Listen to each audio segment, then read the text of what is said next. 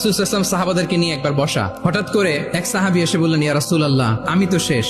রাসূল বললেন, তুমি শেষ, তোমার আবার কি হলো? তো সাহাবী বলেন, আমি রমজান মাসে দিনের বেলায় আমার স্ত্রীর সাথে ফিজিক্যাল ইন্টিমেসিতে চলে গেছে ভুল করে। আমি তো আমার স্ত্রীর সাথে মেলামেশা করে ফেলছি, এখন কি করব? তো এটার আবার একটা বড় পেনাল্টি আছে। আপনারা যারা জানেন যে ইচ্ছাকৃত রোজা ভাঙলে কাজাও করতে হয়, কাফারাও দিতে হয়। কাজা মানে একটা রোজার জন্য একটা রোজা, আর কাফারা মানে হচ্ছে আরো 60টা রোজা রাখতে হবে। কয়েকটা জিনিস আছে, বেসিক্যালি 3টা। তো রাসূল তাকে বললো যে তোমার তো পেনাল্টি হয়েছে, তুমি তো বড় ভুল করে ফেলছো, তো তোমার কাছে কি এরকম কোনো দাস আছে যেটাকে তুমি আজাদ করে দিতে পারবা, মুক্ত করে দিতে পারবা? তাহলে পেনাল্টি আদায় হয়ে গেল। সে বলে, ইয়া রাসূলুল্লাহ, না, আমার তো এত সক্ষমতা নাই, আমার কাছে তো কোনো দাস নাই। তো রাসূল বললেন, তাইলে তুমি টানা 2 মাস রোজা রাখতে হবে, তাইলেও পেনাল্টি হয়ে যাবে, আদায় হয়ে যাবে, পারবা?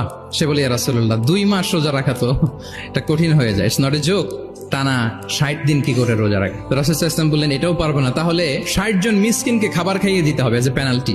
বড় অন্যায় করে ফেলছো, 60 জন মিসকিনকে খাবার খাওয়াবে, এটা পারবা? সে বলে, ইয়া রাসূলুল্লাহ, এটাও পারবো না। তো রাসূল বললেন, কিছুই যখন পারবা না, কি আর করা, যাও একটু অপেক্ষা করো, দেখি কি করা যায় তোমাকে নিয়ে। তো রাসূল অন্যান্যদের প্রশ্নের উত্তর দিচ্ছিলেন, সময় যাচ্ছে যাচ্ছে, হঠাৎ করে রাসূল দরবারে এক ঝুড়ি সাদাকার খেজুর আসলো, এক ঝুড়ি। তো সাদাকার এক ঝুড়ি খেজুর দেখে রাসূল বললেন, ওই ব্যক্তিকে ডাকো যার কিছু নাই, কিছুই করতে পারবে না। ডেকে আনা হলো। রাসূল বললেন, যাও, তুমি তো কিছুই করতে পারবে না, এই এক ঝুড়ি চ্যারিটির খেজুর, সাদাকার খেজুর তুমি গরিবদের মাঝে বিতরণ করে দাও, তাসাদদাক বিহা, এটা বিতরণ করে দাও, তাইলে আশা করি আল্লাহ তোমাকে মাফ করবে। তো এই সাহাবী বলে, ইয়া রাসূলুল্লাহ, আলা আফকারা মিন্না ইয়া রাসূলুল্লাহ, আমার চেয়েও গরিব কাউকে খুঁজে বের করে দান করতে হবে?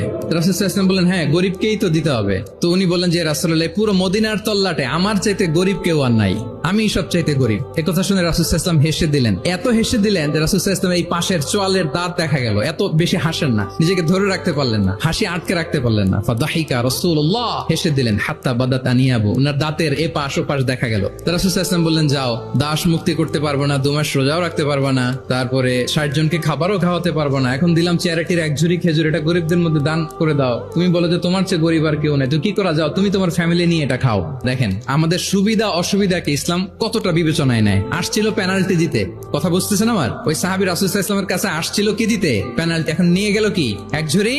আল্লাহু আকবার পড়বেন না? দিস ইজ আওয়ার ইসলাম, যেটা নিয়ে আমাদের প্রাউড ফিল করা উচিত। কি বলেন?